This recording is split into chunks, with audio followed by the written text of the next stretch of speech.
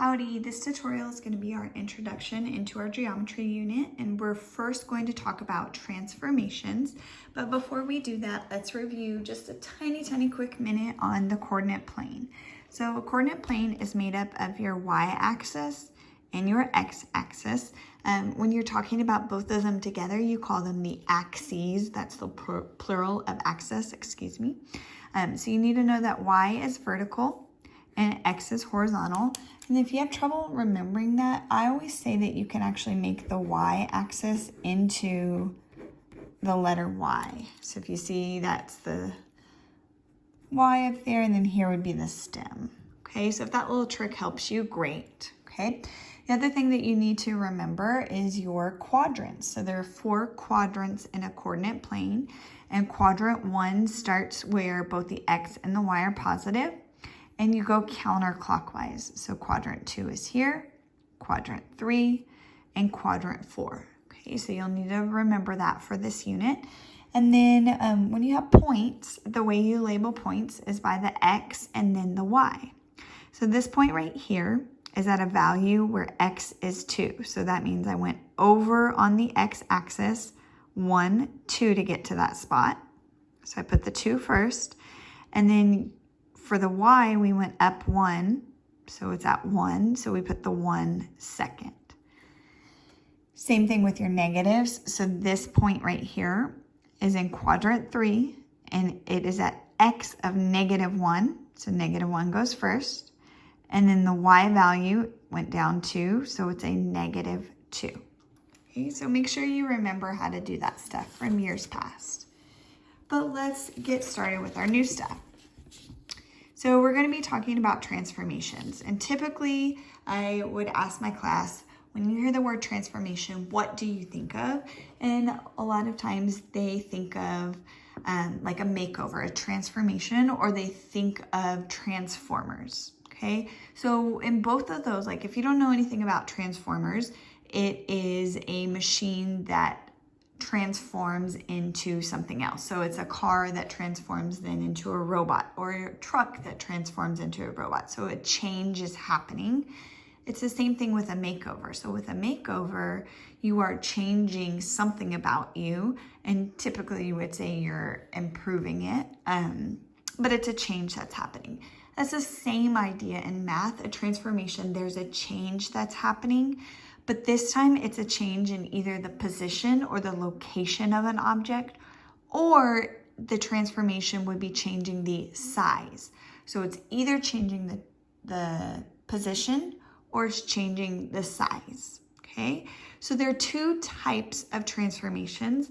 We have rigid and we have non-rigid. So rigid transformations, they are gonna be stiff. Typically you think of rigid as stiff. So a rigid transformation, the only thing that changes is the location. So if I had this letter N and I changed something about it, if it was a rigid transformation, the only thing that's changing is where I'm putting it, okay? It didn't change size, it didn't change the shape. The only thing that changed is the location, okay? If you have a non-rigid transformation, it actually changes the size. So this N, if a non-rigid transformation happened, it would either get bigger or it would get smaller, okay? So let's look at our rigid transformations first. Okay, so we have 3 types of rigid transformations: a reflection, a translation, and a rotation. So a reflection, and I circled it here, it has FL in it. So you've probably heard reflection when you're looking in the mirror and you're seeing your own reflection. So it's the same idea here. Reflection is a flip or a mirror image. So reflection has that FL, and flip has that FL. So maybe that can help you remember if you're having trouble. So a reflection, if I take that letter N, would just be flipping it over, okay? So it's taking something and you're flipping it. That's all a reflection is, okay? You could flip it sideways like I just did, or you could flip it down or up. okay? The N is still the same. It didn't change size. The only thing that changed is its location, where it was placed after I reflected or flipped it, okay? So I have this triangle here, and I want you to reflect or flip it over this line that I have, okay? So if it's here, it's going to flip over. Obviously, it's not going to look perfect because I'm hand doing it, but now it looks like a reflection, a flip, okay? You could also do that with a letter. So here's the letter T, okay? And I could ask you to reflect it over the line. But how do you know I reflected it and I didn't just take that T and slide it over, right? The way you could show that is by putting a little dot somewhere on the T, okay? When I reflect it, that dot should now be on the opposite side, okay? So sometimes you'll see that in math. You'll see a little dot on a figure, and it's basically showing you here that they didn't take that T and slide it over, that they actually reflected or flipped it. That's how you can sometimes tell different transformations apart, okay? So let's actually look at our next transformation. So our next transformation is a translation or a slide or a move. Okay, so if I have a triangle, a translation means, well, actually, let me go back to my N.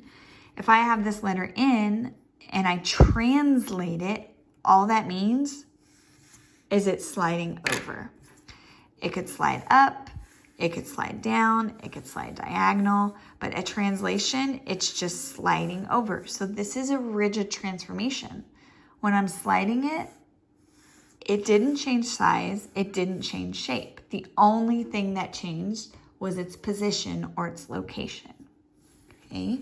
So a translation here, you're just translating it the direction of the arrow, okay? So this triangle just slid into this other one. And translation makes it easy to remember because it has an SL and slide has an SL. Okay, so for this circle, it has a dot there. Okay, so if I'm translating it or sliding it, the dot should still be in the same place because all I did was take it and slid it down. Okay, if the dot was somewhere else, you would assume that a translation didn't happen, that it was something else. Okay, so that dot isn't just for fun or decoration. It's actually really important. Okay, and let's look at our last rigid transformation. So our last rigid transformation is a rotation. So rotation is a turn. If you know anything about getting your tires rotated, when you get your tires rotated, they basically take them off the wheel that they're on, and then they rotate them to another part of the car. Okay, same thing here. Rotation is a turn. If we were in class and I asked you guys to rotate stations or whatever we were doing, you would stop what you're doing at one and go to the next one, okay? Rotation, you're always rotating around a certain point, a fixed point. So in this example, if we're rotating this triangle around the clock, around this dot, it is going to rotate around this dot. So it's going to stay the same distance from that dot the whole time. It's just going to change what it looks like.